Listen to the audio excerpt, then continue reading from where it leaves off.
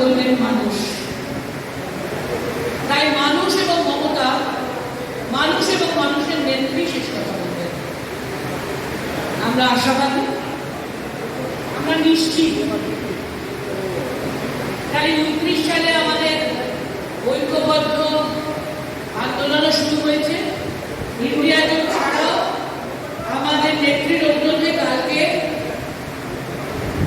Election কমিশনকে এবং প্রধান বিচারপতিকে যে সম্মিলিত চিঠি দেওয়া হয়েছে, তাতে ইন্ডিয়া জোটের সবাই ছাড়াও ডিএমকে এবং আপও সই করেছে, কেউ বাদ নেই।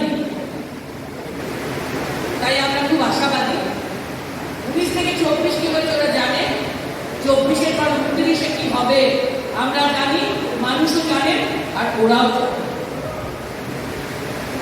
তো ওরা যেমন মনে করছে রাজ্যে ক্ষমতা পেলে পৌরসভা পঞ্চায়েত গান পয়েন্টে দখল করা যায়, 29-এ কেন্দ্রে ক্ষমতা পরিবর্তন হয়ে গেলে আমরা গান পয়েন্টে দখল করার লোক না, কিন্তু ওরা যেহেতু লোক, ওরা যেখানে যেখানে রাজ্যে ক্ষমতা আছে ওরাই তো সেই ঘর বানাবে।